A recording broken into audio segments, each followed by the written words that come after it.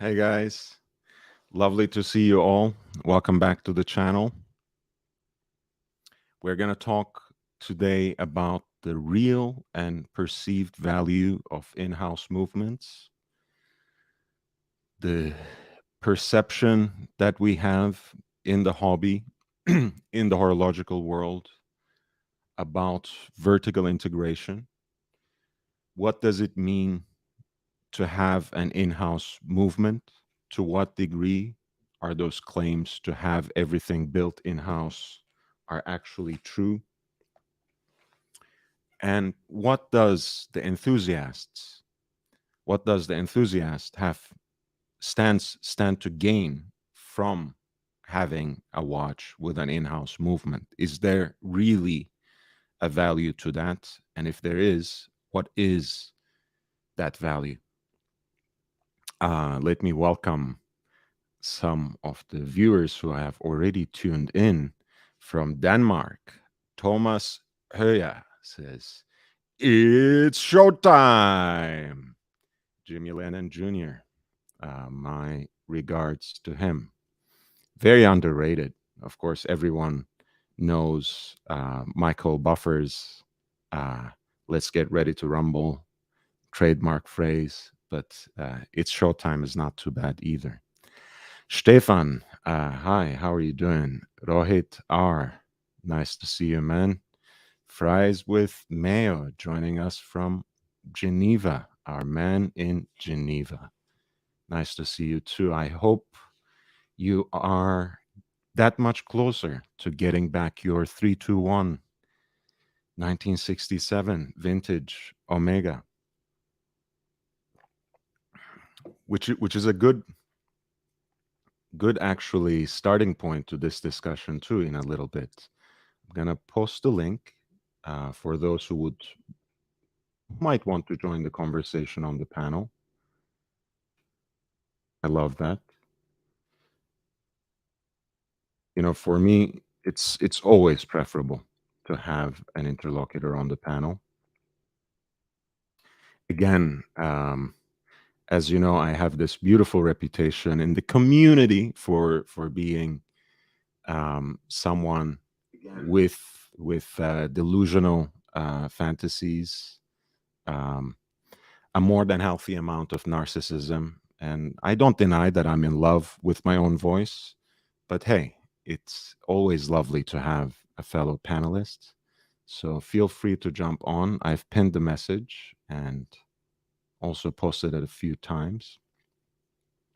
Full on John is here. Welcome back to the channel, my man. So nice to see you. Turkey Vulture. Amazing to see you. Welcome back. And Fries with Mayo says, yes, it has pieces from various suppliers, right?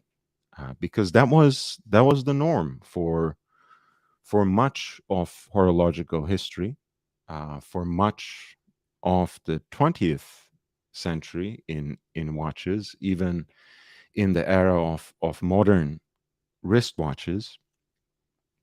It was part of course. It was the norm that there were the best case makers, there were specialized dial makers, there were important companies such as Lemania, in this case, who produced the bases, the gear chains, and supplied the manufacturers, who would then assemble that movement according to their own standards, with their necessary modifications, and with the level of finishing that they considered appropriate, um, with their own brand image, right? So 321, as an example of a hand wound chronograph, based on Lemania's famous CH27 Bosch, um, that's just a great example, right? It is the movement that won the horological space race. Uh, it it is the movement that has graced the Omega Speedmaster um, as the caliber 321, and it was also found, for example, in the Patek Philippe 3970 as the caliber CH27-70Q, right? The Q, of course, there, um, remarking uh, the calendar function, right? Quantième perpétuel in this case, perpetual calendar. Yes, in either case, right? We are talking about what was once the norm in the horological world, that the best case makers would make the case, the best dial makers, right? Like Zinga, for example, which is the producer, purveyor of some of the most iconic Rolex dials, for example, in history, or the Sterns, right? The family that has saved Patek Philippe in the modern era, and that still to this day owns the brand, runs the brand. Uh, Let me welcome others as well. Yes, GB Von, so nice to see you, man. And Fries with Mayo identifies the watch as 165014 from 1966. Lovely. Clock Tagon, welcome to the channel. And yes, I mean, look, I might as well have hosted the show with Fries with Mayo, because it's almost as if he's reading my mind. Because my next talking point was, and that's why I focus so much on saying in the 20th century, right? It was common practice that everyone had various suppliers for the different parts of the watch, which they would then assemble according to their own standard, with the finishing that they would consider fitting to their brand image, and with the necessary modifications that they wanted to present as their horological achievement, right? That's why you have something like the Lemania Bosch in 321 as a very sturdy, robust for its time, hand wound mechanical movement for a chronograph. And that's why you have uh, the same movement base in Patek Philippe 3970 as CH27 70Q, precisely because Patek wanted to use that as the base of one of their flagship watches, which is a perpetual calendar chronograph in 3970. Right? And then suddenly, this is the 3970 I just wanted to share with you.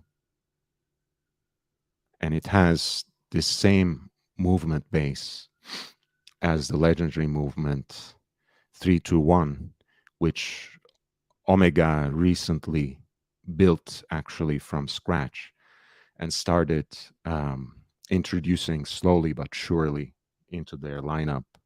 They now have it in a stainless steel model, which is very difficult to acquire.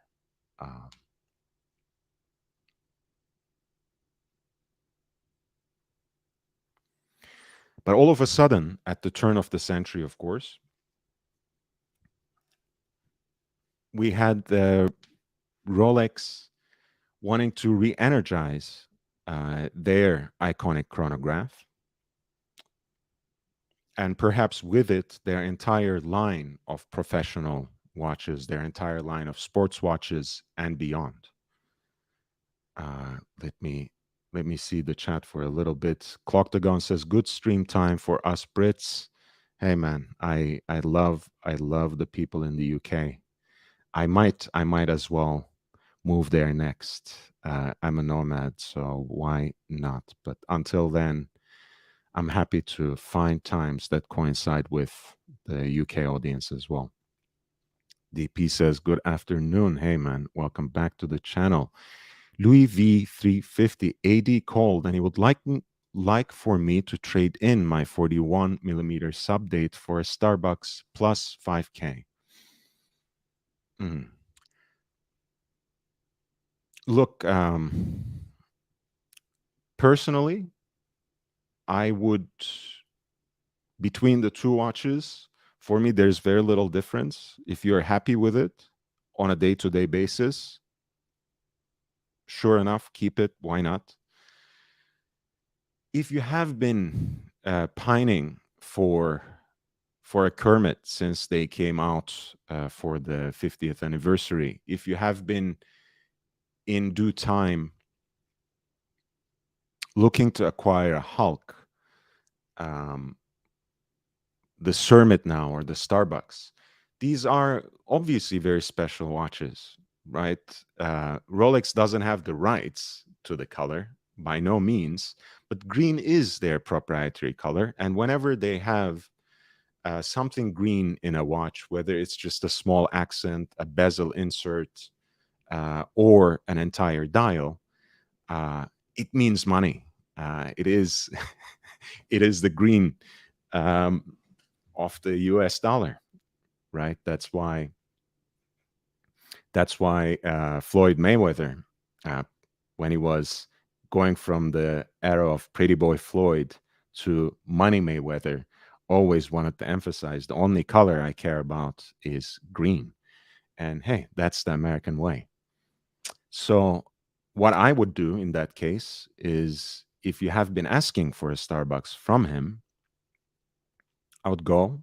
I would go with a certain amount of cash in hand, um, and haggle him down. Go with 3.5K and see if you can make a deal for 4. I'm not sure if 5K is worth the markup at this point in time. I know in long term it might be, but hey, get a deal, man. Get a deal. It has to work for you. The the dealer is gonna make money from that watch no matter what. And there's a reason he called you. And let's try to make a deal. It is the right time, right? Finally, the ADs, the gray market dealers are less delusional. It is the right time to ask for a deal. Turkey Vulture says, I'd keep your sub unless you love green. Again, I want to remind you, as much as I like just the aesthetics of no date sub, the all black thing, a lot of these watches, including most versions of the Kermit too, with the pre-ceramic aluminum bezel insert, they're much more subtle than most people realize. Even the Hulk, in from most angles, in most shades of light, um, they are they're much more subtle. They don't scream as much as some of the stock pictures and some of the um, some of the sterile lighting, studio setting pictures might suggest. Louis V says, thank you for your input, Turkey Vulture. Does that mean 5K for a green bezel? It would not make sense to me personally. I agree, but make your decision based on what you like. Again, in short term, it doesn't make sense to me either. Personally, I wouldn't do it. But if I actually pined for the green bezel, if I actually wanted a Starbucks, I would go with cash in hand and try to strike a deal. Color switch not worth 5K for me, Eric L says. And welcome back to the channel, Eric. You have been such a great supporter to me. I really appreciate you. And I agree for the most part. But I'm also thinking, our friend wouldn't have even asked this question if he weren't considering it in the back of his mind, right? He wouldn't have been offered this by his AD, if he hadn't asked for this watch at some point or another. So I think it's an interesting consideration. Curious who the gentleman is in this avatar. In this avatar, it's JFK Jr. flipping off the paparazzi, wearing the appropriate watch for flipping off your antagonists, which is the Submariner. Um, in the avatar of the channel, it's Giulio Tremonti. Tremonti used to be the finance minister under Silvio Berlusconi. Um, I think it is what it is. I talked a little bit about why I choose those kinds of avatars before. I don't want to waste too much time talking about it, but I like the fact that even with people with whom we otherwise share so little, at least we share the passion for watches, for a good wristwatch. And for me, that's what Tremonti is. And as is usually the case with Italian gentlemen, he also has a nice sense of overall style. It's a little bit of an old man style, but that's what I am inside and increasingly outside as well. With the passing of every day and with the taking of every breath. Welcome, our viewers, by the way.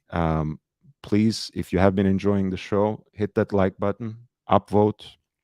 Every little bit helps. And if you have not yet subscribed, subscribe and help me cross that line over 1,000 subscribers, which is my first major goal on YouTube. Mr. Skydweller, welcome back. Time is money. Hey, man, it's so nice to see you here. Is that a Snyder hoodie? It's Snyder as in Todd Snyder. Yeah, it's Champion in collab with Todd Snyder. I think that's what you mean.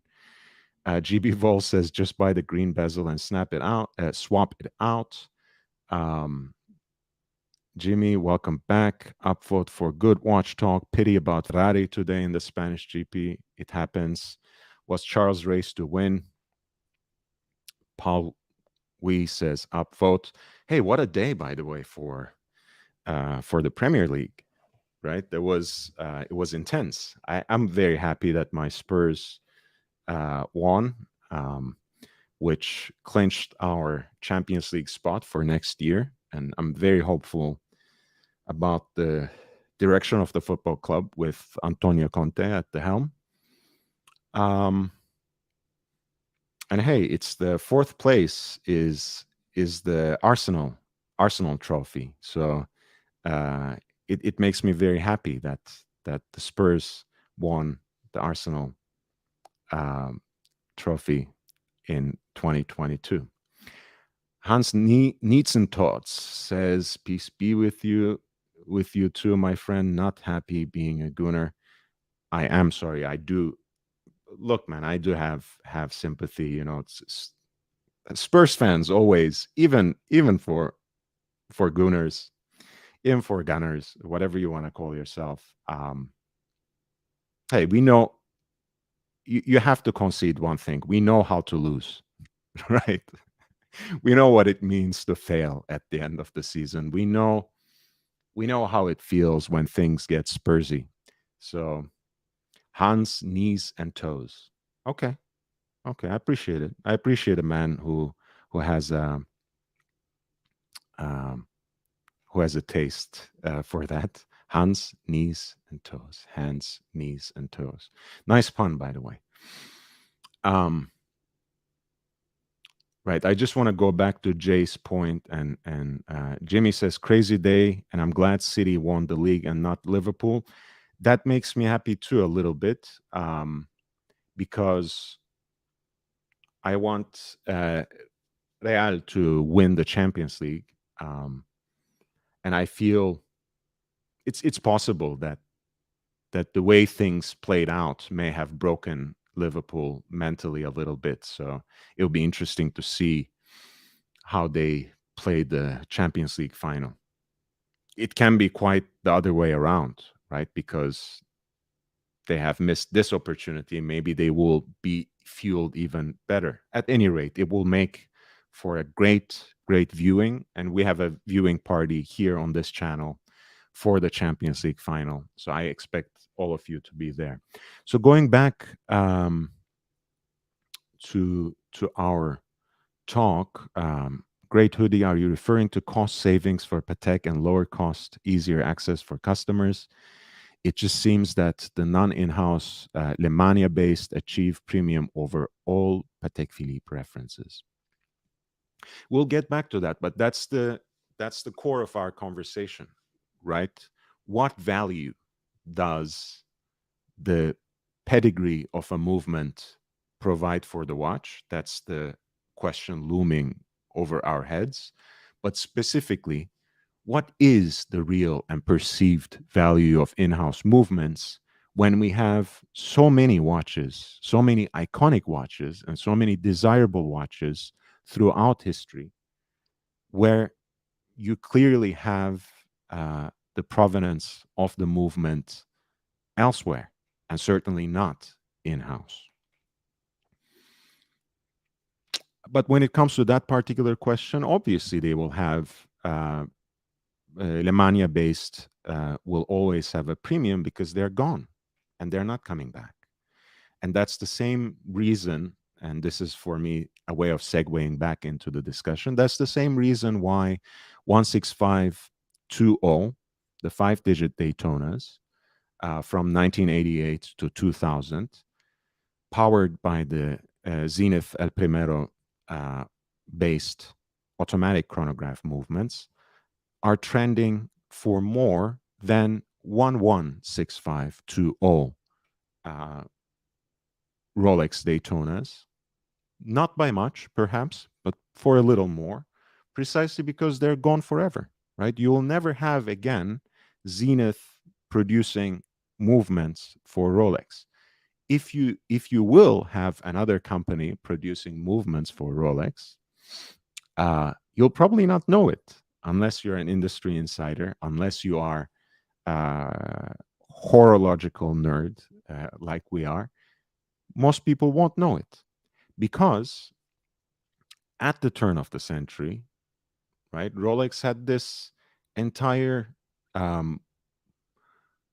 story of vertical integration taking center stage in terms of their brand identity. And one of the integral pieces of that puzzle was to revitalize their iconic chronograph, the Oyster Perpetual Cosmograph, the Daytona, with an in-house automatic chronograph movement, right? Zenith El Primero based calibers powered the Daytonas, the first generation of automatic chronographs in Rolex.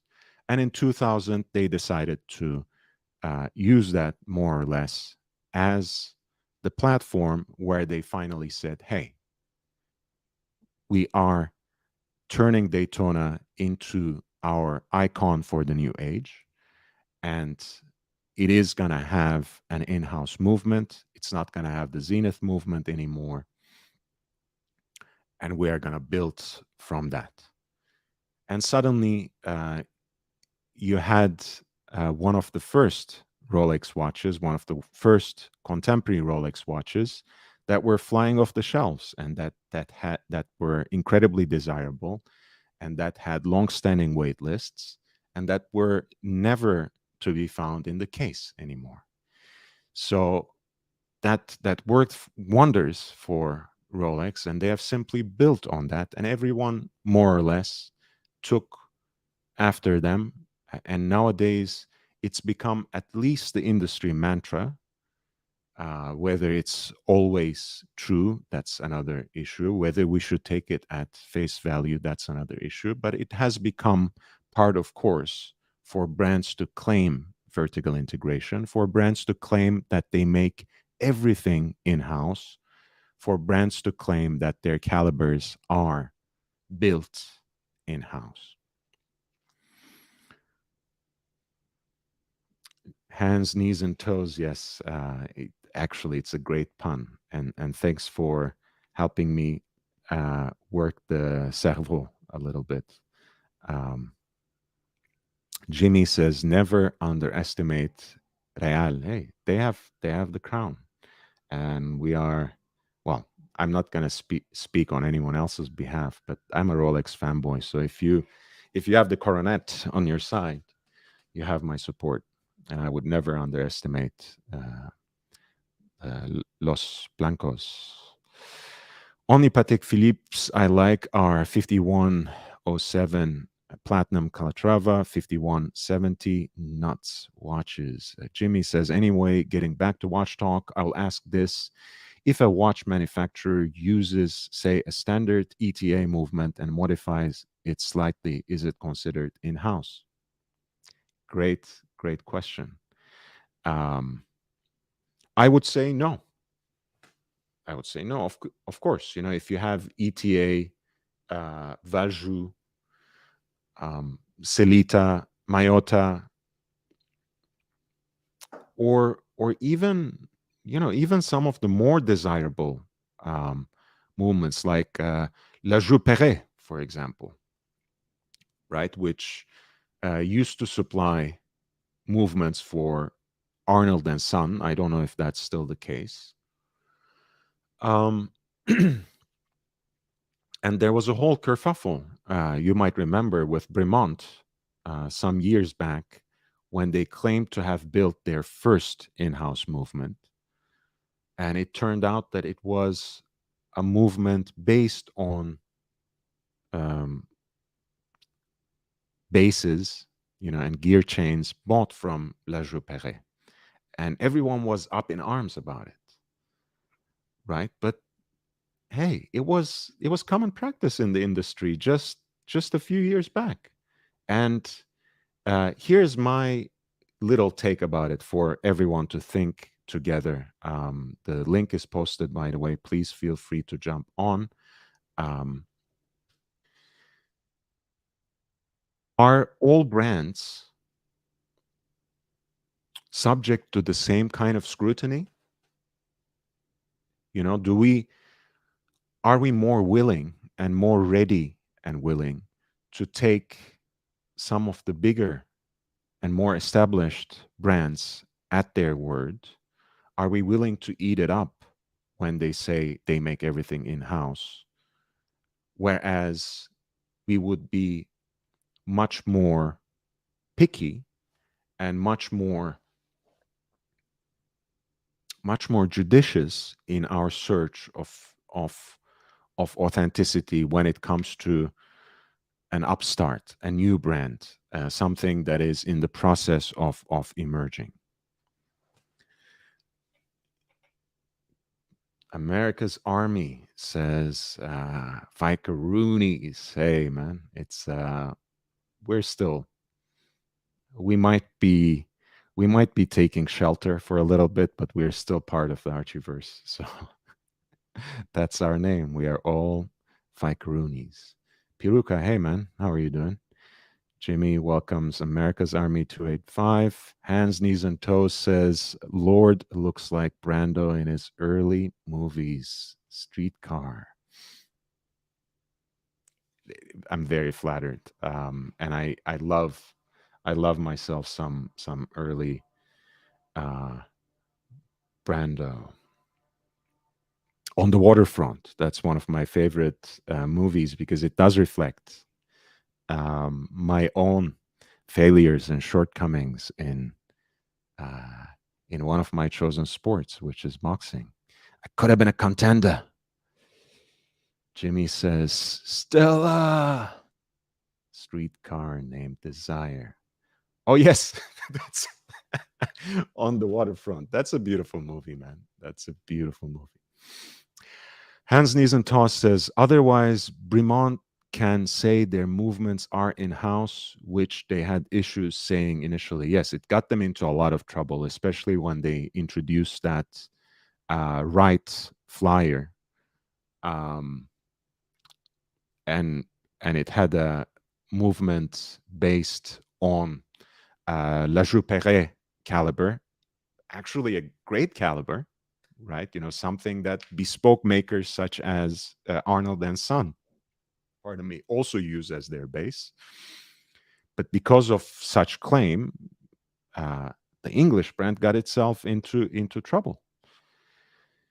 And Jay says, yes, in my opinion, customers like the hard to get established co-branding over excessively decorated, ornate, fully in-house luxury references. Rolex, Zenith, Patek Philippe, Lemania, Swatch, Omega, etc. LOL. Great quote. Yeah, I love that line, man. One of my favorites. Jimmy, great actor, in my opinion. Hey, some might say he's the best. And remember, for a topical reference, he was also a great mentor to Johnny Depp as well. So cheers.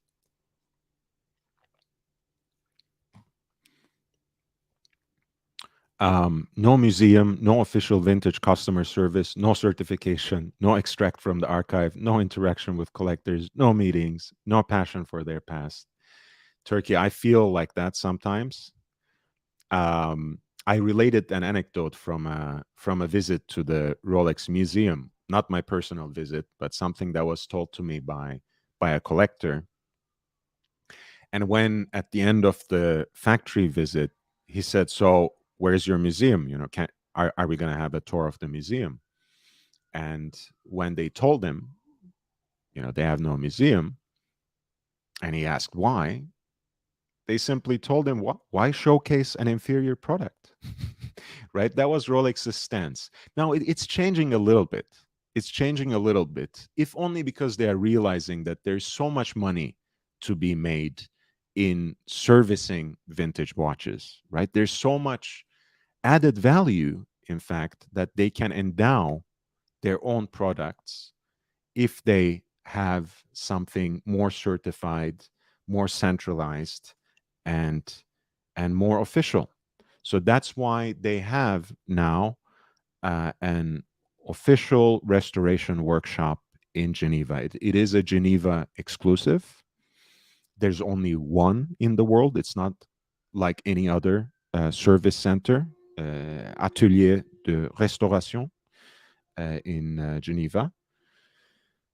Um, you have to put down a hefty non-refundable deposit when you're sending in your watch. They do the appropriate research in advance, and they make a genuine restoration. So if something needs to be replaced, if something needs to be um, made from scratch, they make it from scratch according to the specifications of the era. So they don't replace it as Rolex service centers do with whatever they have at hand as the most contemporary replacement for that part, right? So if for example, you send them um, your 4-digit two-tone GMT with the loom that has fallen off the hands. They're not just going to replace it with Superluminova now. They're going to build those hands with uh, the appropriate loom from scratch. I have done a short video about this. I'm just going to post a link to the chat, and you can watch it on your own time. Mm, but yes, it's look how Rolex has handled the whole uh, notion of a vintage watch really didn't do any justice to the collector and to their own heritage, if you ask me.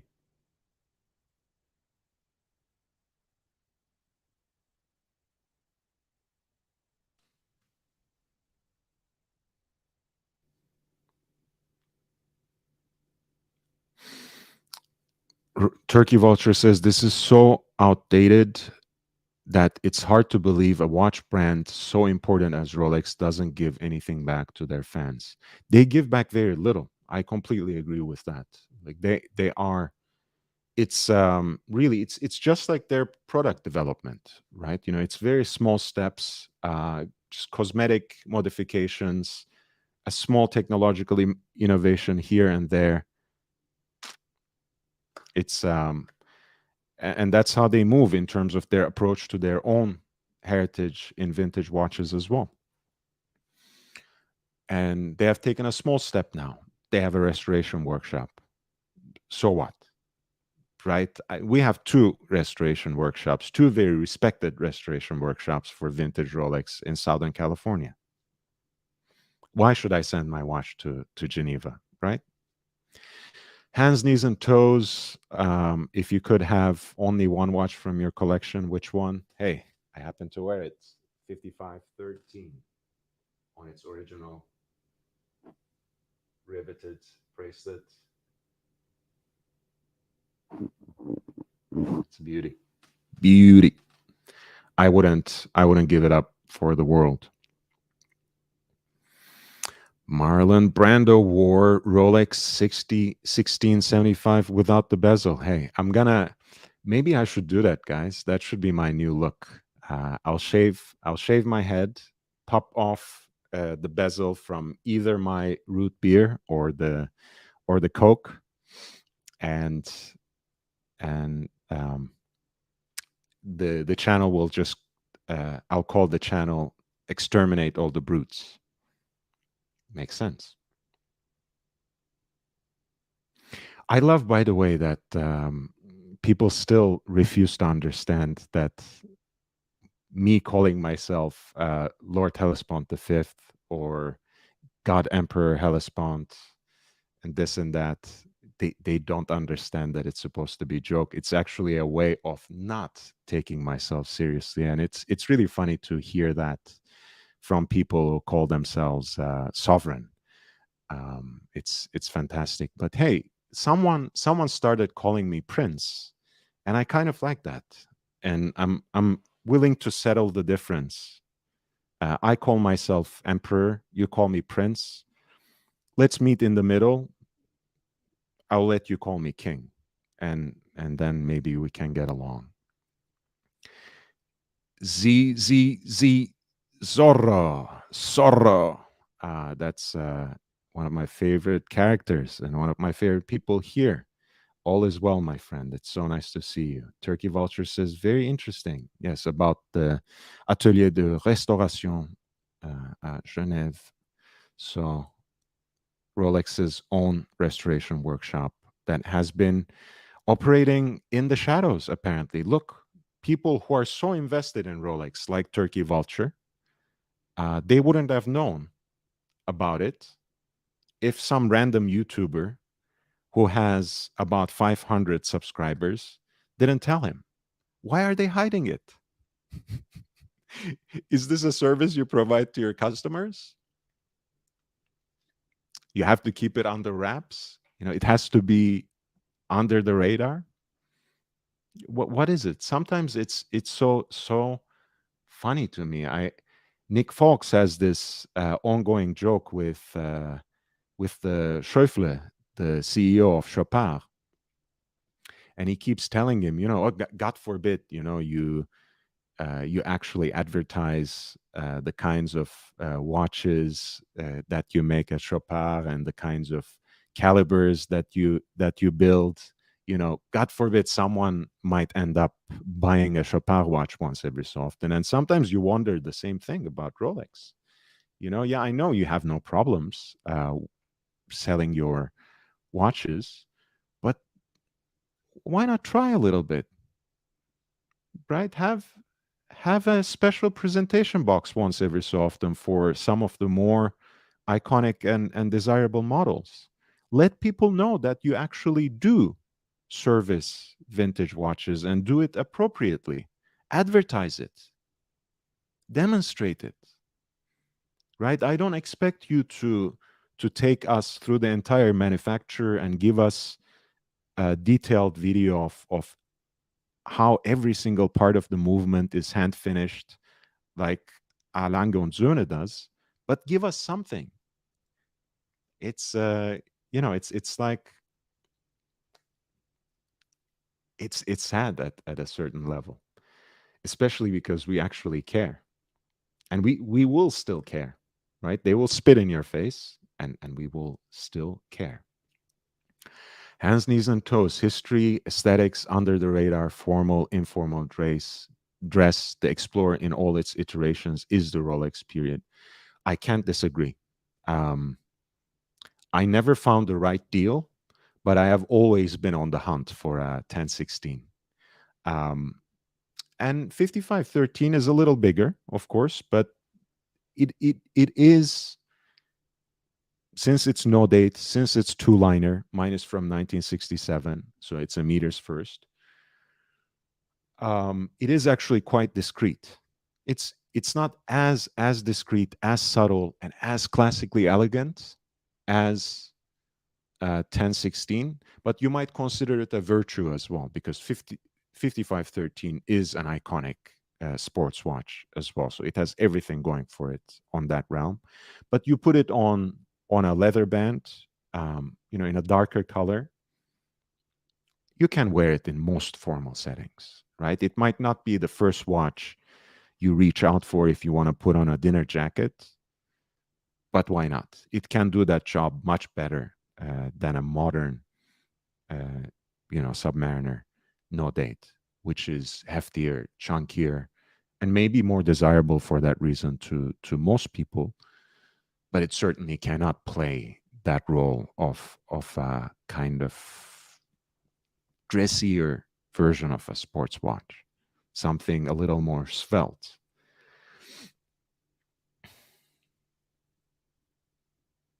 Full on Johns is my favorite watch of yours. If you're talking to me, I don't have a Pepsi. I have a Coke, and it's from 1997. So I don't know if it's fair to say it's vintage, but I like it. At least it has some tritium on the dial. Bosser, hey man, welcome to the channel. Hands, knees, and toes says at 200 lbs. Oh, yeah. I hope I can keep the weight off, unlike Marlon Brando in older age. He was always a legend. I don't care, but um, not sure if it was healthy for him.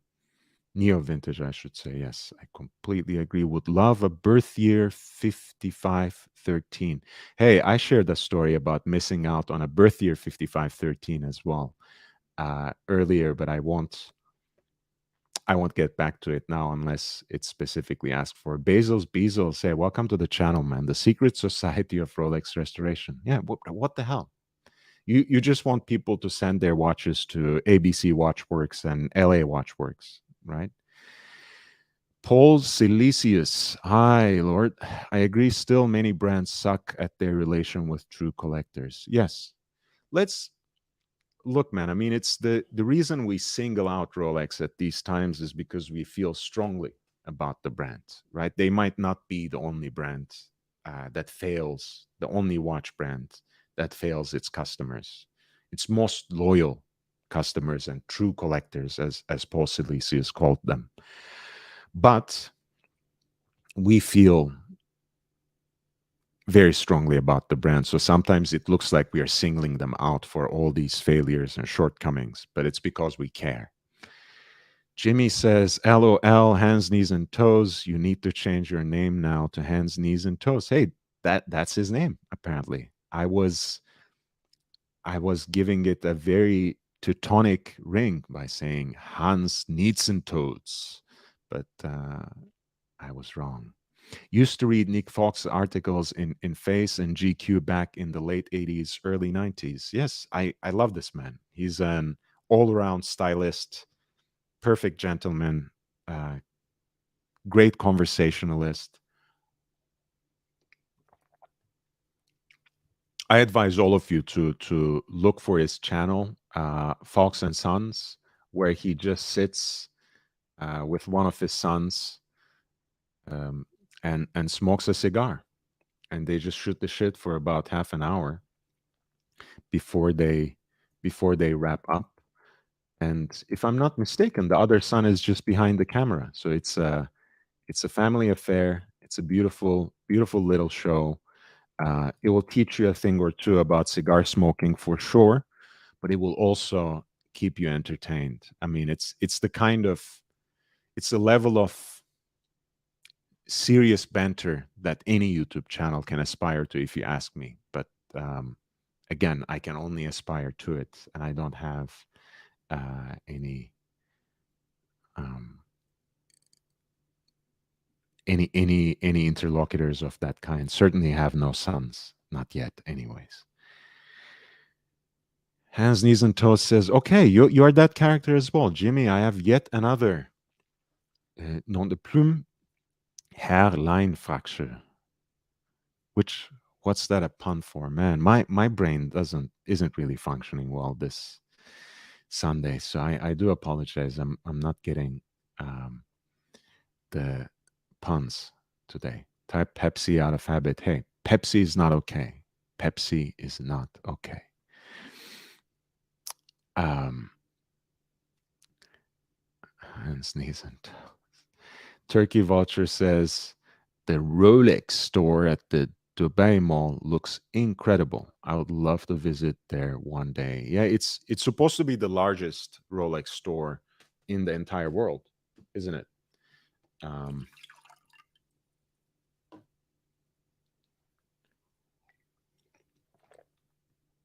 so I'm gonna post the link again.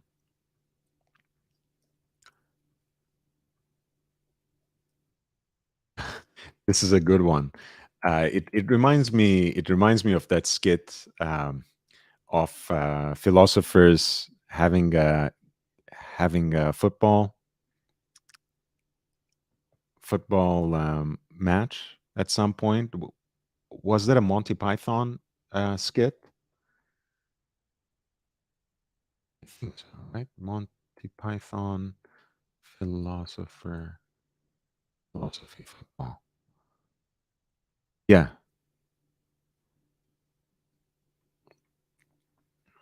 right. Was like, Greeks versus modern philosophers or something like that.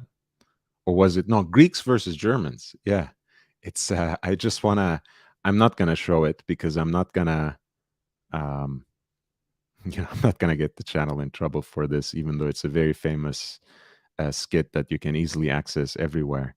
But it's like um basically they have Germany, which has Leibniz at the goal, Immanuel Kant, Hegel, Schopenhauer, Schelling, Beckenbauer, Jaspers, Schlegel, Wittgenstein, Nietzsche, and wait, who's the four? Heidegger. And then they have the Greeks, which has Plato at the goal, Epictetus, Aristotle, Sophocles, Empedocles, Plotinus, Epicurus, Heraclitus, Democritus, Socrates, and finally Archimedes. Yeah. Um, it should be something like that. Yeah, Hans Nisentos says Monty Python, and hairline fracture is hairline fracture. Yeah, that's a good one. Good one. Watch Fam says, "Good evening, great time for stream. I'm from the UK also. Hey man, we love the UK. We love the UK. My love for for boxing and football ties me directly into the UK. UK has the better boxing fans by far, and with football, as you know, it's not even a competition, of course.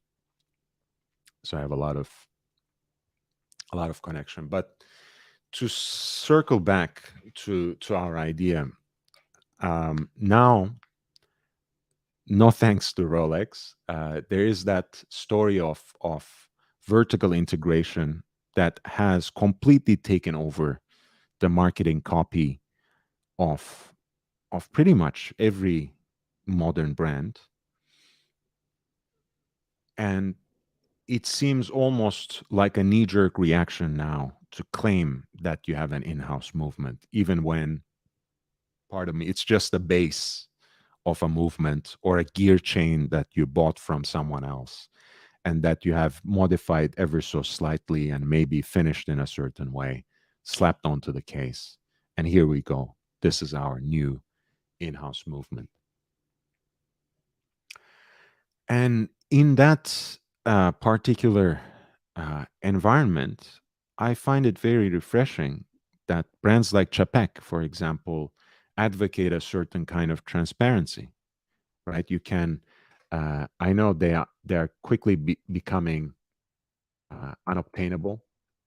Right? Their watches are increasingly transitioning into this precious metal, otherwise known as unobtainium. That being said, when you actually pull up their webpage, and I'm going to do just that, I know they're not even taking orders at this point for their sports watch with steel sports watch with the integrated bracelet, the Antarctique that has this beautiful micro rotor movement that seems to be equal parts of historic pocket watch related influence and modern technical innovation. But you go to the older product pages,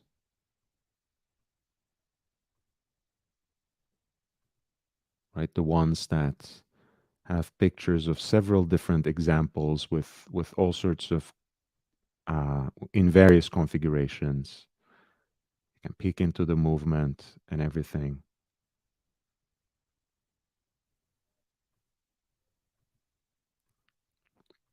And ultimately, when you go down on the same screen, on the same page, right? It's not small print. They give it the same kind of focus as they do to the diameter, thickness, um,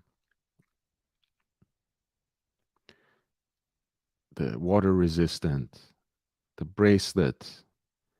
What kind of caliber is it, right? In the previous generation, they weren't even claiming it in house because it was largely something that they were bringing in and assembling.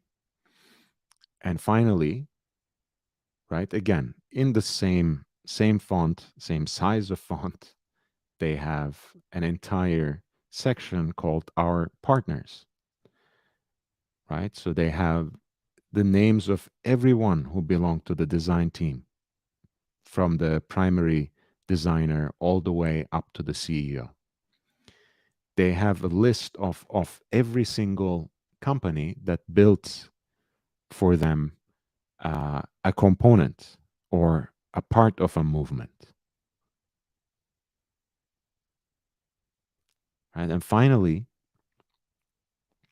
they have other companies, such as Jean Rousseau, who makes leather straps for them, such as Metallem, who makes their dials, and it's all listed here. It's nothing to be, it's nothing to be embarrassed by. It's nothing to be ashamed of, right? That you source the various parts of the watch from those companies who know what they're doing, who are the best or some of the best in whatever it is that they produce. I don't think that's a shortcoming for the watch. When there's transparency, when the price point reflects the level of quality and the level of value that is gained from that particular movement, from that particular bracelet, from the uniqueness and decoration of that dial, from the finishing of the caliber. If we are at the right price point, I don't care if the movement is by whatever standard in house or not. I care about how the quality meshes with the price point.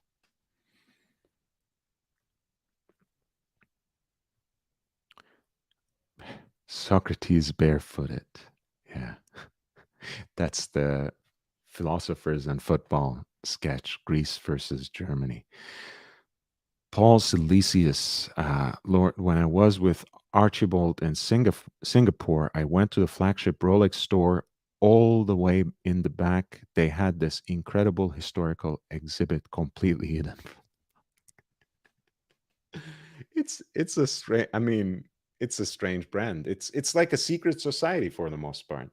You know, you can't you can't really make sense of it unless you're given the codes. Lance Thruster, Bruce Williams had this up close under macro, and the finishing was poor. The Are we talking about the movement of Chapek? I have not actually seen uh, in person a Chapek watch. Period. So all I'm judging here is the level of transparency they display on their website. Um, Anything else, I can't say anything good or bad. I cannot tell you if the finishing of the movement matches, um, say Alange und Söhne. I, I cannot tell you that. I cannot tell you if it matches, Patek Philippe's manual chronographs. I cannot tell you that. And I wouldn't want to tell you that even if it were macro shot, honestly. I would I would like to see it in my own eyes. Well, again, people are surprised sometimes, and people think I'm just saying these things. Um, I'm not trying to offend everyone. I know who Bruce Williams is, but I've never really watched his content. So if you could clarify for me, Lance, whether he was looking at a macro shot or whether he was there with the watch, subjecting it to a macro shot, because that makes all the difference. Um, because ultimately, examining watches in pictures is, examining watches on pictures and videos online is looking at an aquarium compared with uh, actually scuba diving in that same environment, which is like when you get to examine the watch and handle it yourself and look at it and look at it with loop in hand, on and on and on. Paul Silesius says, "Are you sure what he was looking at was not a prototype? From my experience, Chapek's finishing is top notch." Mike David says, "I love the look of the movement, industrial." Yeah, I think it's, again, aesthetically speaking, from what I've seen only in the pictures and online videos, it to me, it's the perfect blend of past and present. The perfect blend of vintage pocket watch movements with those discrete bridges and the industrial modern look. Lance Thruster says, "Paul, I can't, but it was a surprise how bad it was. Check it out on his channel." By all means. J617 says, that's how Rolex is architected. Rolex SA, Société Anonyme. Total secrecy of subsidiaries, sales numbers, equity holdings, the babushka doll logic. Um, Look, I'm of two minds again about this. I do. There's a lot that I like about Rolex's um, secrecy, so to speak. Rolex's unique place, because they are not subject to the whims of a larger luxury conglomerates that makes their decisions for them, makes their most important decisions for them, that decides on their marketing placement, that puts them in a straitjacket so that they would not um, creep into the realm of yet another watch brand they own. So I'm glad that they are not owned by LVMH or Richemont or or the Swatch Group.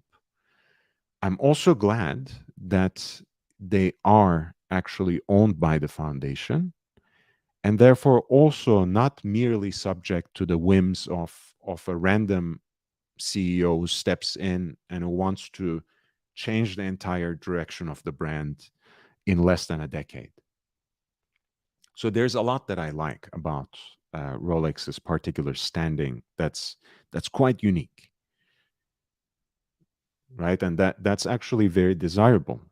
People go crazy about family owned uh, brands, even though their operation is certainly very very different than a mom and pop store, and certainly not that much different from any other corporation, right? So compared to those, Rolex is unique, but sometimes it does feel like a secret society um, more than a watchmaker. Absolutely.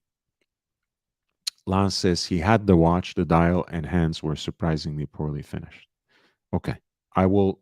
I'll most certainly take a look um, at that particular content, Lance. And again, I apologize for my ignorance. I have not. I've never watched Bruce Williams's content, but I'll make a point of doing that because I've not seen that in other photos and videos of a Chapek watch.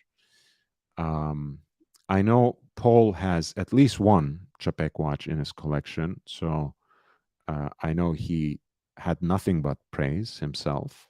But I will double check. It's always good to have different reference points. Paul says, I will check out the content. I'm surprised they finish components by hand and my watch is flawless. Small problem could be found everywhere, even with the best. But and that's true too. But I think Lance is talking about the different level of issue, which again, it wasn't brought to my attention before, but I will most certainly look for it. Guys, we have just crossed the hour. I'll be on for another hour.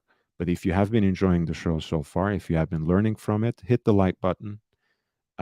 Subscribe if you haven't. It's invaluable to me if you share the word, spread the word, and share the link on other platforms. It helps me a great deal. It gets me that much closer to 1,000 subscribers, my first major goal on YouTube. Uh, it will help me get monetized. Until then, if you want to support my content, if you want to support the channel, if you want to encourage me to create more exclusive and original content, which I have been also supplying in the form of shorter videos, um, you can consider a contribution on PayPal, and that's lordhellespuntv@gmail.com, lordhellespuntv@gmail.com. I also have a Cash App at $LHVVV, $LHVVV. Lance says, Paul, yes, if you have the watch, you will know far more than myself, who just found that video surprising. Alan DL. In-house is cool, but they're overrated. I agree.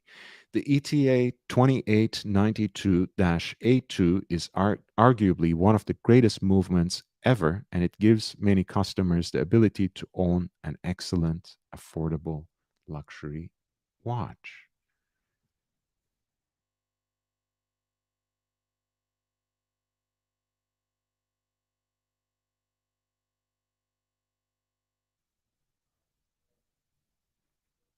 Very cool.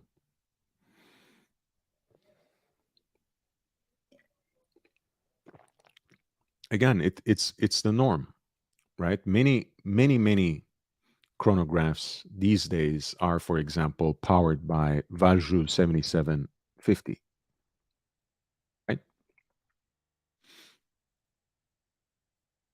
And I think I think it's great to have a workhorse, robust and reliable movement that's manufactured at the industrial level, where it can become more accessible, where it would become more cost efficient, so you can get more watches in the hands and on the wrists of the enthusiasts. right? Again, as long as the promised quality that is transparently demonstrated and communicated to the customer meshes with the price point, there's nothing wrong. As long as there's transparency, there's nothing wrong with an ETA movement, nothing wrong with Solita movement, nothing wrong with a Mayota movement. If you if you are just using the smoke screen of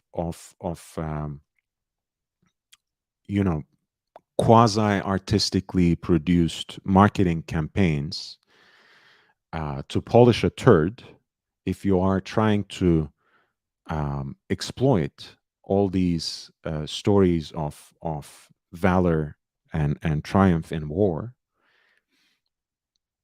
to sell otherwise watches that would be half or a fraction of the price tag you put on them, and have absolutely no transparency or information about the movements that you use outside of a small print or fine print somewhere tucked away in your website, we cannot countenance that. But otherwise, what's wrong with producing an affordable watch, under $2,000-3,000 that has a workhorse movement, that has what they used to call a tractor caliber or tractor movement, right? Something that is good for everyday wear.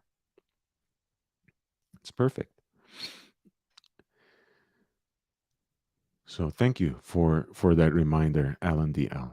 J617, IWC has done wonders with the ETA platform. I will put it up with the giants if it weren't for the noise. LOL. I can't say noise isn't a factor. That's why I usually don't like quartz watches, beyond the whole purple prose about and the romanticism of the soul and heart of the watch and whatever. The ticking is just too much for me. Um, but hey, I think the noise of a mechanical movement is actually endearing to me. I don't know, but your mileage may vary for sure. Mike David says, I have a 97 Rolex. It does not contain an in house movement. Exactly. Precisely my point. That was not even an expectation. It's something fairly new, like very new in terms of in terms of human history, that's for sure. But even in horological history, this excessive pride taken in and disproportionate value placed on in-house movements is something very new, and I have to say very 21st century. Paul Silesius says, by my own year-old comment under his video, I'm sure I've seen it. It was a very positive review. Okay, so Paul Silesius actually checked that Bruce Williams review of the Chapek movement and Chapek Antarctique watch, I'm assuming. Again, I'm going to watch it afterwards. And he says it's actually a positive review. Jimmy says, indeed, that is the price you pay for an affordable movement like the Valjoux 7750, noisy and thick. Not a bad thing, just pointing this out, no snobbery intended. Exactly. And also in the same way, um, I think there is something to be said, right? People complain about the thickness of the Tudor watches in the post ETA era, and I'm guilty of that, right? I do the same thing sometimes. I do give them a little bit of flack, um, but that's just my personal preference. Some other people just want a sports watch that's heftier, that's more present on their wrist, that sits higher on their wrist. Um, they want something chunkier, right? I like, even for sports watches, I like something that's more svelte, that's a little more subtle, that's a little more discreet.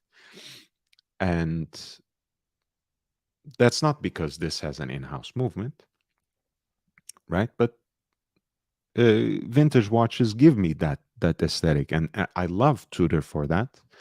I love Tudor for making that kind of vintage aesthetic available at a different price point, for people who want, one, a new watch, two, might not be able to afford certain vintage examples, and three, want something for everyday wear that's more robust, that's less delicate, and that perhaps has a bigger presence on the wrist. I respect that. It doesn't have to be for us, and it's not snobbery to say that. Hey, that's not my personal preference, and there's nothing wrong with that, Jimmy. I completely agree with you. Piruka, great show, great praise coming from you, Swiss. I appreciate that. Thank you. Young Kim, Kim this, Kim that. Hey, welcome. The watch guy says, will you be doing an after show too? Yes, I will be doing an after show as well. The watch guy, um, I'll take off and go to the gym while Archie's on, and when Archie's done, I'll be back on as well. Young Kim, hey, people give Young Kim a bad name for whatever reason. Well, not whatever reason, for the right reasons, I think, because 90% of the things he writes is this, that. But once every so often, he drops something like this, which is a pearl of wisdom, which more or less summarizes in our entire conversation in one neat sentence. In-house movement is BS. Nothing but accompanies PR. And he says the only watch you ever need for life is G-Shock Solar. I can't disagree. You don't. Hey, I know it's counterintuitive. I know it's not self-serving to say this, but you don't need a wristwatch. You don't even need the G-Shock. We're not here. We're not so enthusiastic about wristwatches because they are purely utilitarian. Um, we don't really need them for our timekeeping needs. They can compete in terms of accuracy and precision and the levels of complication or functionality that our smartphones have. Even a G-Shock can beat them easily at that game, right? And that's precisely why people actually romanticize tool watches, right? Tool watches become a thing specifically when those watches that were made for a certain kind of activity, certain purpose, that were supposed to be instruments and tools according to a very specific end, the minute they become obsolete, they impel this nostalgic desire within us to acquire them, even if we are not necessarily engaged in that purpose. Um, and at the end of the day, it is about nostalgia. It is about romanticism. It is about emotions. We need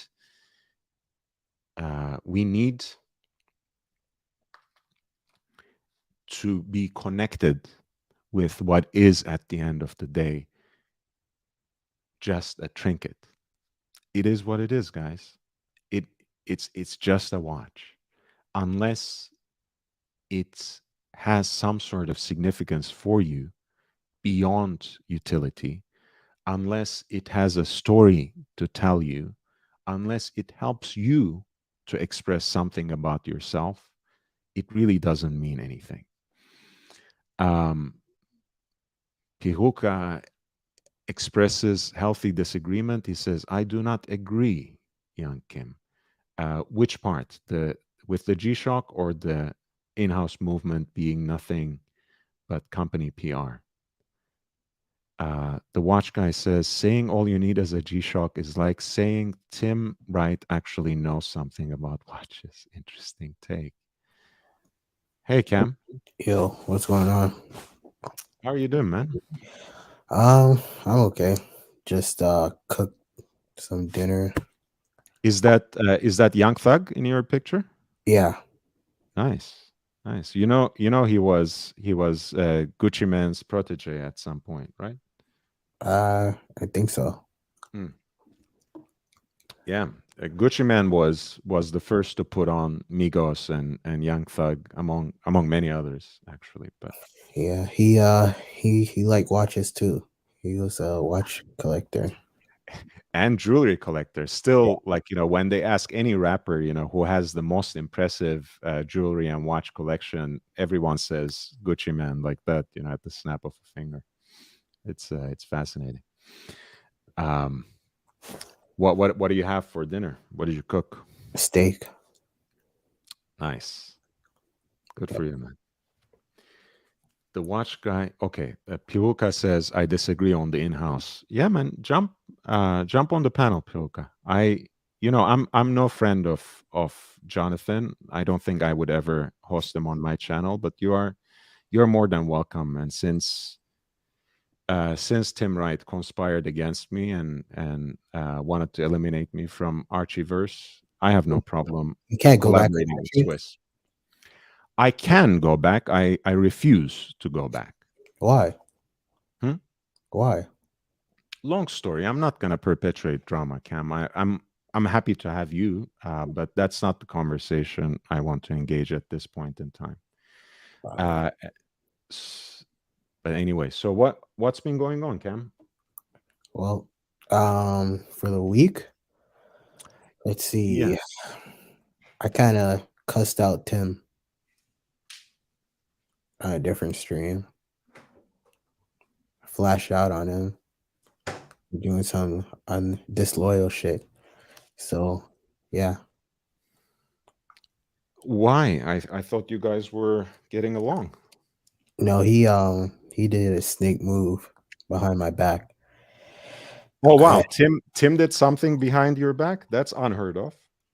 Yeah, he tried to get me eliminated or well, not eliminated, but like not get me on the like Gringa had a stream and he was basically telling Gringa in the background not to let me on, Ah, okay. even though I've Yeah.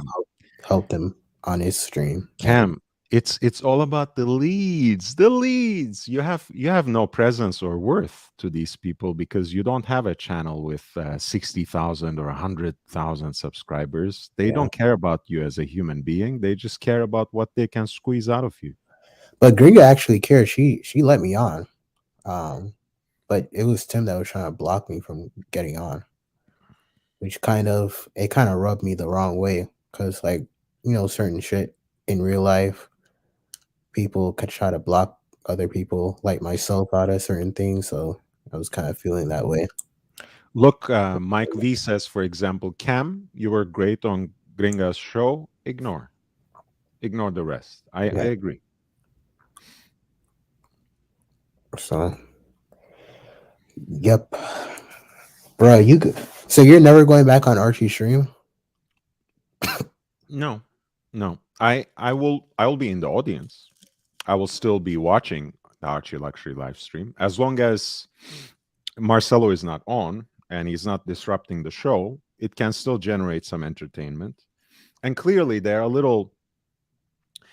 I watched some parts yesterday. They're a little desperate. They can't get the take my name out of their mouth because they're just desperate for anything to talk about since they can't contribute other ways. Since they can't generate watch related conversation, but that's okay. I'm sure they will get over it soon. Maybe you could collaborate with Marcelo. God forbid. Absolutely not. Marcelo Why? is an inveterate liar, manipulator. He's a toxic person. He should have been left out of the community. I've said this so many times. They're not listening to me, and that's just fine. Jay says, Cam, good job. You are the talent. Make him deliver the M&Ms and Pringles before you go on. When you're not there, everyone asks, where is Cam? Hans Niesentodt says his personality is definitely a dark triad: narcissism, Machiavellianism, and psychopathy. Yeah, I don't get it. I don't know if it's a stick or what, but he acts like he's stupid or something. He does some Marcelo thing. Yeah. Kind of Um, circular. But Mike yeah. V says the guy that kisses birds. He is a complete pain. Yeah, that's Marcelo. Oh my god, he does kiss birds. I haven't seen Marcelo in a long time. Look, I mean, I have no problem people being affectionate to animals in any way they choose, but that cannot be part of a live stream. At least mute yourself. I don't have to hear as an interruption the way you make out with your pet, right? And the funny thing is he does that on purpose, actually, because he's only there on that stream, one, to steal the leads for his own channel, two, to disrupt Archie Luxury live stream, because that's the strategy of people who cannot actually generate content, right? Because others try to enlarge the pie. Others try to create more content so they can themselves become better and pull everyone else up with them. People who Yeah, have no talent and who can't generate anything original make it their life's purpose interrupting and undermining others. That's what Marcelo does. So it's all clear, and there are many people like Marcelo in the community. I kind of never really liked going on Archie stream, not because I didn't like Archie too much. It's just I don't know. It's just not my cup of tea. It's just too unstructured. I guess it's hard to like stick to a topic on that channel. It's just all over the place. That's true, but sometimes that can be entertaining as long as it doesn't cross certain boundaries, and as long as it doesn't, as long as it has an anchor as well. Banter, people have a very um I think the audience has a good grasp on banter because they vote with their feet and they vote with their money, and you can see when there's just the disorganized conversation, there's no focus, there's just hate. It just doesn't translate into super chats, it doesn't translate into upvotes, it doesn't translate into viewer numbers. And when you have a show that has banter, right, that has, like, periodic uh, jokes, stories, anecdotes for comical effect, that is centered around the interests of the audience who are mostly there for watches, then you get the super chats, then you have larger number of viewers, then you have more upvotes. So it's sometimes people who produce the show lose sight of that, and they really think that they can build extended success over just shooting the shit without having an anchor. uh, they they're losing it, but it's not my worry anymore. Triple R says, what's on the wrist today? Thoughts on the Beauvais Recital 29 Moonface 42 millimeter. The brand is soft, which is a good thing. I'm wearing the No Date Sub 5513, um, 1967 meters first. Beauvais Recital. I don't know much about Beauvais, the brand, so I will just pull it up for you. How did you even find that watch? That's my father's watch. Oh,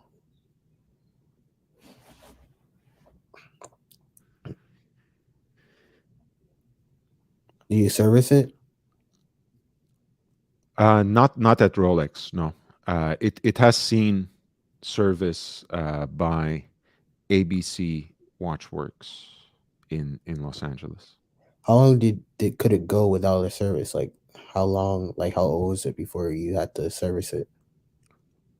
In in my ownership, which is since I was 18 years, so in 20 years, I got a service once. Maybe not the responsible thing to do, but it has not stopped. So, um, so this is Recital 29, Moon Phase. It's Beauvais is a very interesting level of workmanship that I appreciate mostly from far. I can't claim to know much about the brand, but hey, it doesn't appeal to me. But the aesthetics are very strong, and but I was never into skeletonized design. This is, of course, a very different take on it, where you have a separate dial for hours and minutes, and then you have the moon phase, and the rest of the movement you can see. Um, it's a 5 day power reserve, moon phase, manual wound. Is it owned by like a conglomerate? No, I think Beauvais is an independent. No, I don't let's know. see.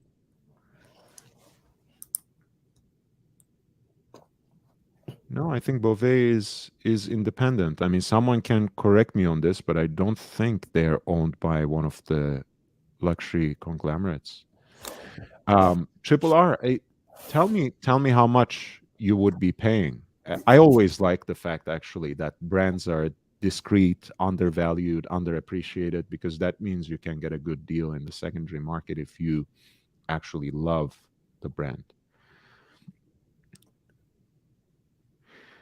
I'd rather just watch Archie's vids. Yeah, Archie is a solo act mostly. The only person Bear has gotten that right. The only person indispensable to that show is Archie Luxury. Everyone else, you could get rid of them, and Archie can still crank out videos, and he will have his own audience. I think I'm indispensable, but that's just my opinion. Well, Cam, with all due respect, you haven't appeared enough on the Archie Luxury show to be indispensable to that show. Oh yeah, You have just said it yourself. You said you don't go on that much. yeah.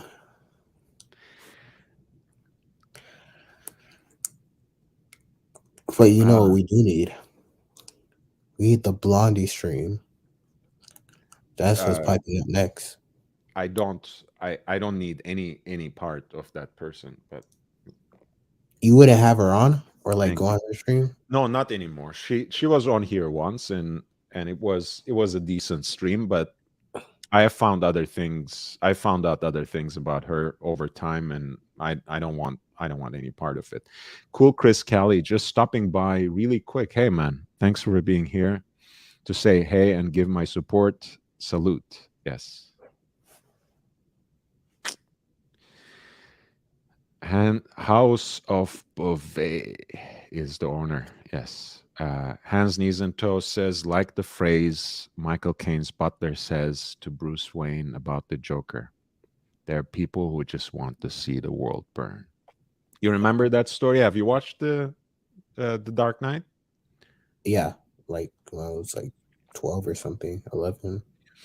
Right, where he talks about, maybe you don't know what kind of enemy you're facing with the Joker, and Yeah, and that's and the thing that makes that scene great is, of course, you can get a good glimpse, a few times in fact, of the reverso grand date that Bruce Wayne is wearing, well, or Christian Bale as Bruce Wayne is wearing. yeah. I probably wasn't noticing watches when I was 11. You probably did. Okay. If you have HBO Max, because they just brought on the Batman, the new one, they have Yeah, also resurrected the catalog basically, so you can watch the earlier trilogy, the Christopher Nolan trilogy, the Dark Knight trilogy as well on HBO Max. Basil's Beezels, good call. Hands, knees, and toes says K Dub, enjoying your stream and upvoted. Thank you, brother. Um, well, that's an assumption. I've never seen you, K Dub, but hey, sorry if I got your gender wrong. Be honest, Cam. It's a nice fellow. In a few minutes you've been here, I did nothing, did not, and You have been here. I did nothing. You didn't talk. You just talked about drama, basically. He's saying. Oh, That's okay. Look, I'm the moderator. I'm the host. If I want to direct the conversation completely to something else, Cam will have to follow the lead. And when we talk watches, Cam does contribute, and I think he's a good interlocutor. I like having Cam here. So I take responsibility for that, Kate. So let's go back to this conversation. You must have seen that Christopher Negroni has a gold Daytona. Do you like that watch? who's Christopher Negroni? The new character. Since I was written out, they had to introduce a new character Oh, to the yeah. Archieverse. I think he was in Gringotts live stream. He Uh, was, yeah. yeah. I don't really know. I don't really keep up with people in the community or like if I'm not on the stream like how I'm on the stream right now, I don't watch it like any of the streams. I don't have Good, I don't have the attention span to like watch it anything more than 30 minutes. good. I think that's pardon me. That I mean, look, who does? I don't watch any of the reruns from beginning to end. That just sounds like yeah, that's hell. Yeah. That's hell. But yes, Especially when it's on, I like watching. Um, but you're right. I'm I not gonna think go back and watch it. I think that has to do with retention too, because like when like people like my age go and click on a video that's like 3 hours long, and there's a title that has a specific subject, and you're the first 30 minutes you're not really talking about the subject, you're not gonna really go and scrub through or go on in the video. They're just gonna click off. Mm. So it's hard to be engaged. So it's basically that this one on a full mounted on a gold bracelet Yeah. matching. I didn't But know I that they still made this one. They do, and I actually love it on Oyster Flex. I think it's really beautiful. Yeah. Just the right amount of red, and it kind of gives the vibes of the older Paul Newman that they used to call the John Player special, right from the racing livery that looked like that cigarette brand. Yeah. Huh. Do you like Sky Dwellers? Sky Dweller, I'll be very honest with you, Cam. It's just way too big for my wrist. Yeah.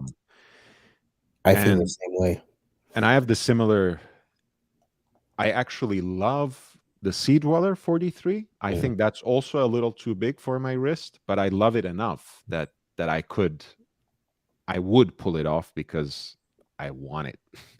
But the Sky Dweller doesn't inspire such feelings. I always For hate the Sky Dweller because it's too big. But Mhm. the one thing that I noticed is that the one with on the Oyster Flex, it slims it down so much, and it looks Mm. really better than like the one on bracelet. Like it looks so much better on the Oyster Flex.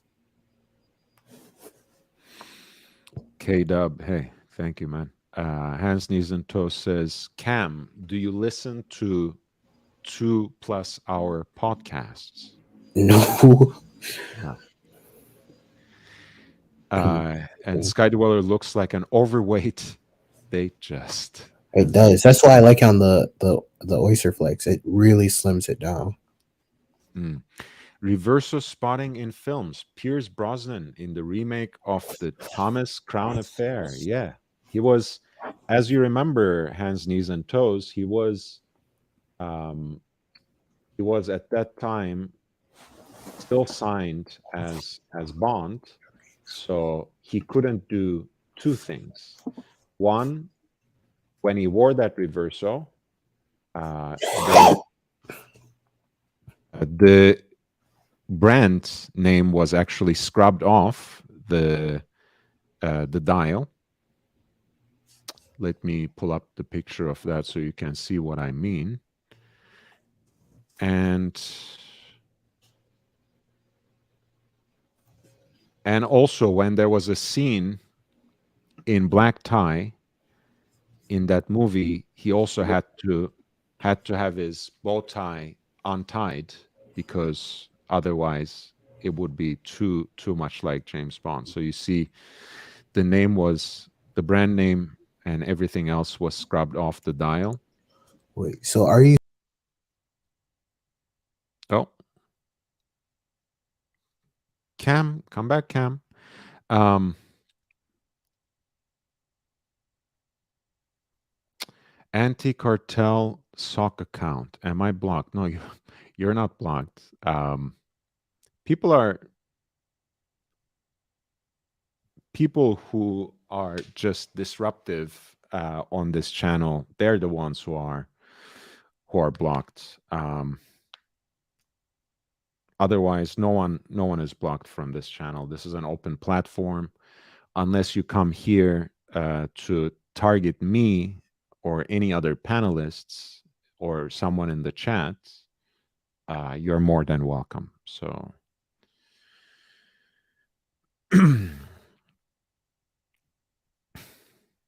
Corrado Galizia says about the reverso, I did a Google search and it's in quite a few movies. So, absolutely, here it was basically replacing the Cartier tank worn by Steve McQueen. Um, in the original Thomas Crown Affair, and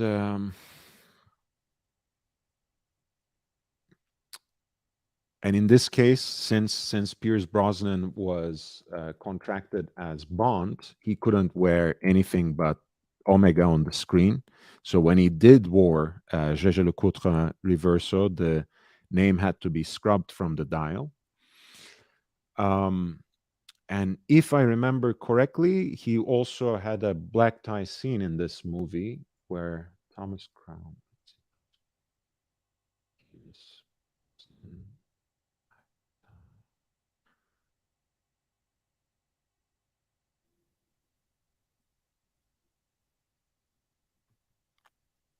Yeah.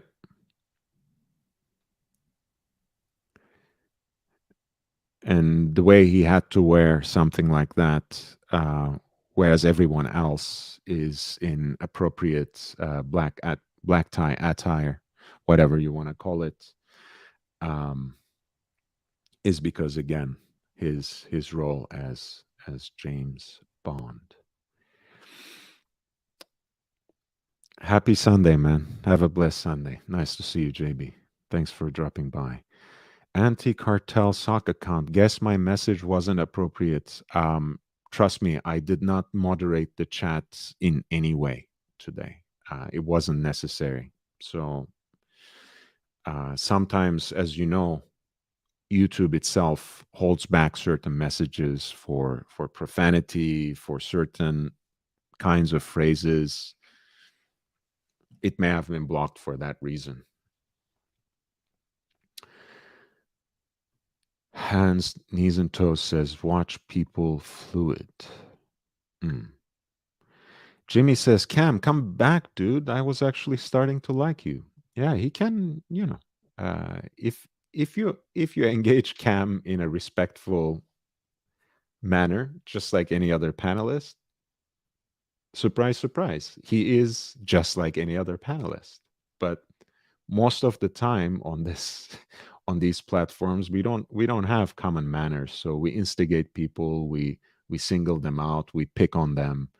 Uh, so they respond in the best way they know how. Cam is a lovely person. He's more than welcome on this panel all the time.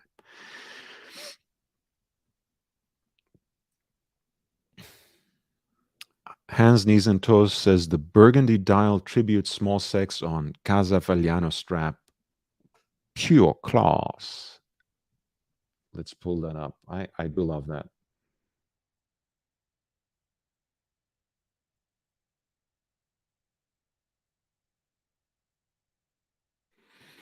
I think they really got it right with that collaboration as well. Um, a more a more skeptical person might say that it's a little gimmicky, right? In the sense that Casa Fagliano is an Argentine brand of uh, polo bootmakers, and as you know, uh, this watch on its particular swiveling mechanism was invented for British officers deployed in the subcontinent, um, so that they would have a mechanism to protect their watches when they were playing their games. When the crystals were actually glass. Hey, hi, Swiss. Hello, Lord. How are you doing? You didn't have to kick out Cam just to come on. No, but I came on because, unfortunately, Cam, I don't know, lost connection and you were left alone. You're not. That's You're sure you weren't behind that?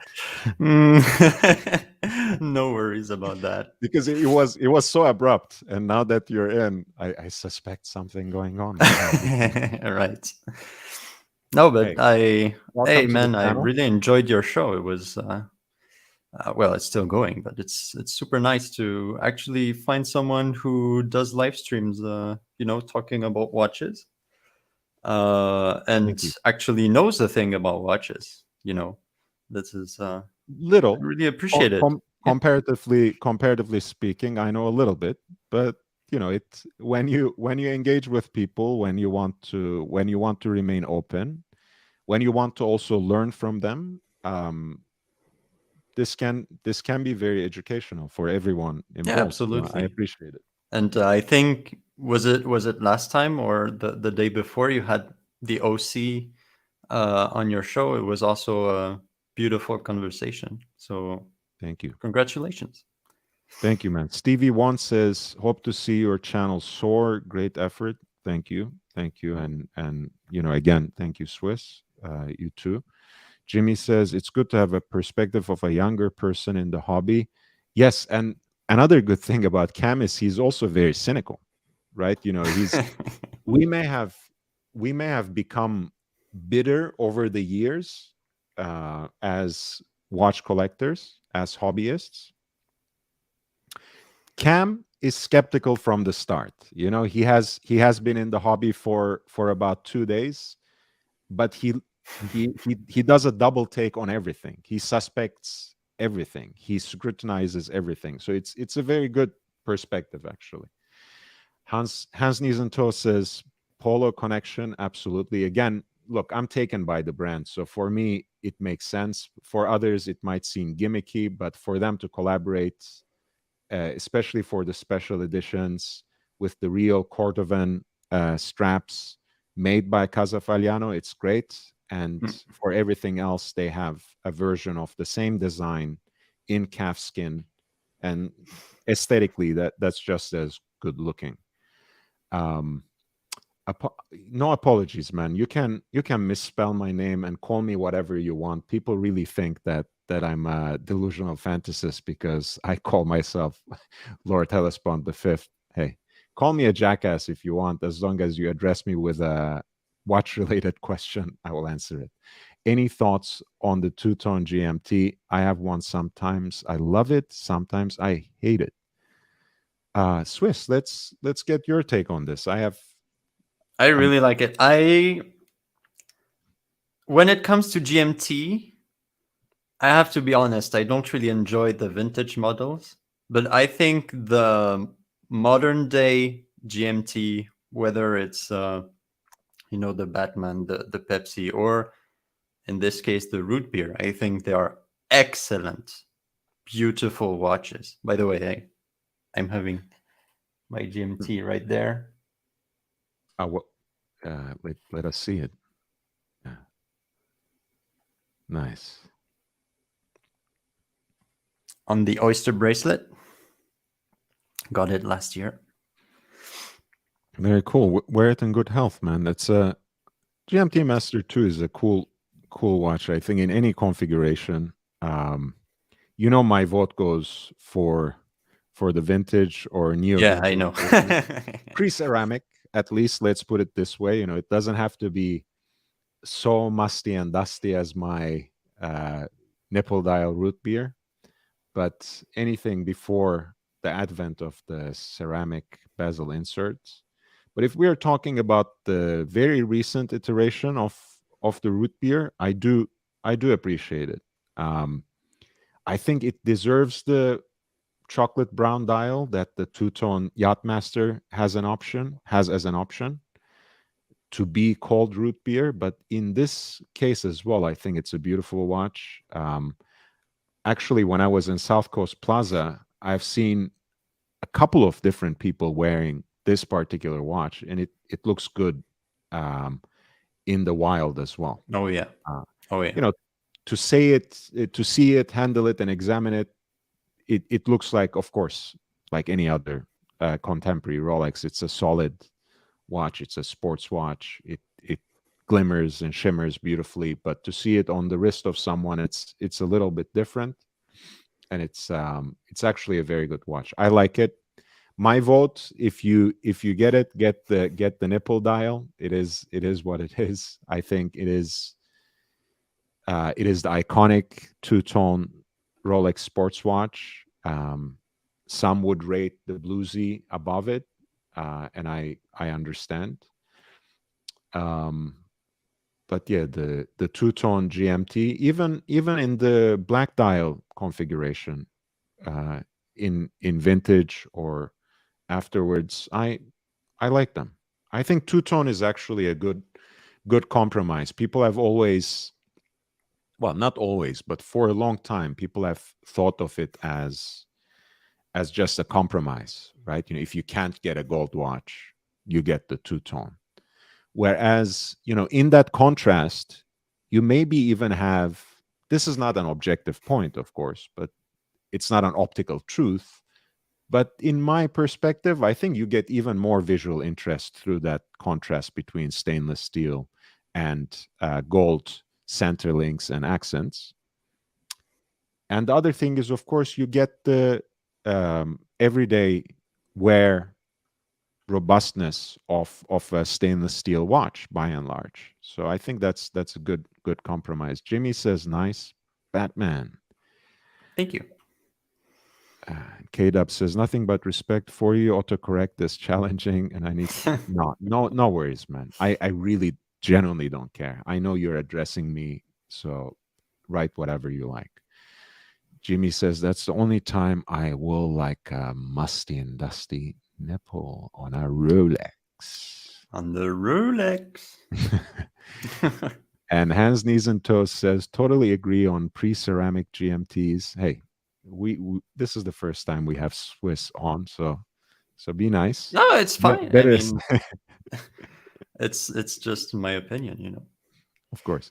Less so on technical and material specs, of course, when it comes to vintage. And look, I mean, I have to admit, I do, as much as I care about horology, as much as I try to learn more and more every day and study more and research more. Um, when it comes to my personal choices, when I choose watches, aesthetics by a by a little bit takes precedence for me. So that's why I like Mhm. the pre-ceramic better. They're less superior. Well, they're not. The modern are superior on technical and material specs, but 1675, 16710 are just so beautiful. And Night Diver, welcome. Do you have any other Rolexes in your collection, Swiss? I'm not as familiar with your collection. I know Yeah, I you have have the, 3 Rolexes. Let me show you. of course.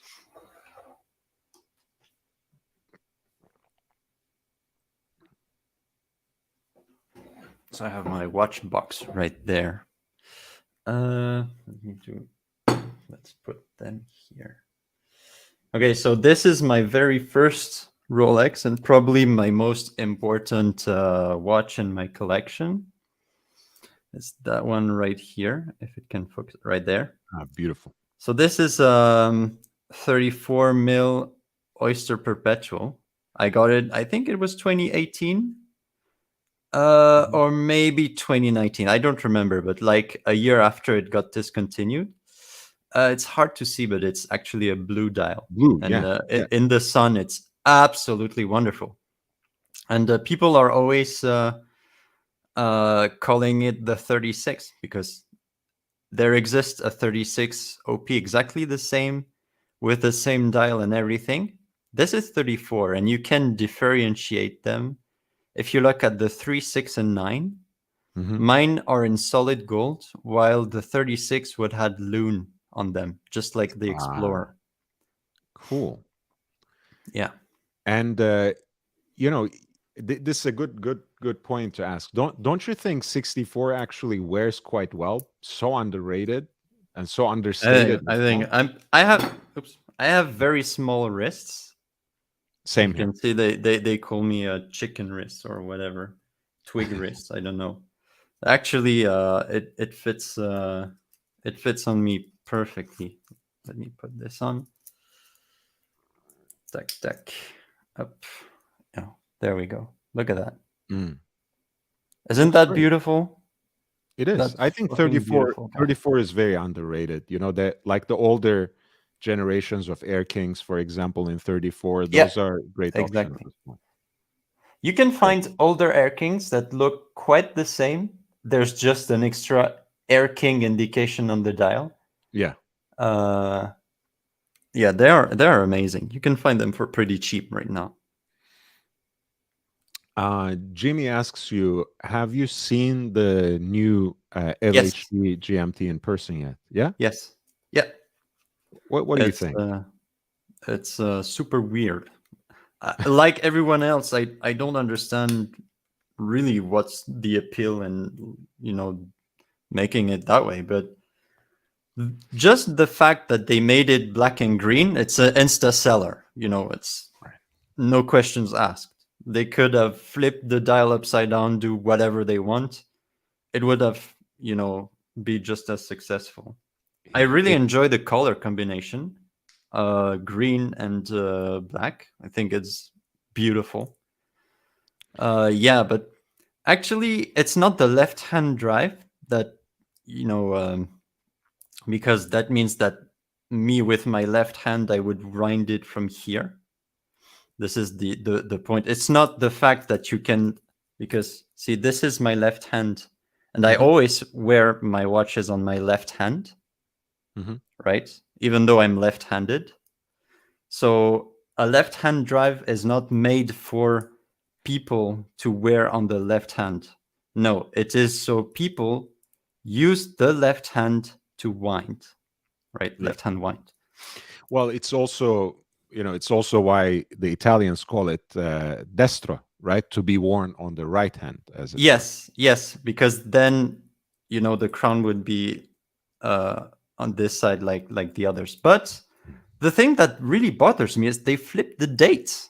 The date Right. is on the other side too, and this is really what bothers me Yeah. completely Because about. I talked about that Swiss that Rolex has Yeah, produced, not but not if in you a look, the right. date was at the correct position, right? Right. I did a little video on that when I showed an early example, right? It wasn't a serial production for sure, but they Yeah. had the first generation of the GMTs, but the date was at the same place, not by the crown Mm, as yeah. So mm.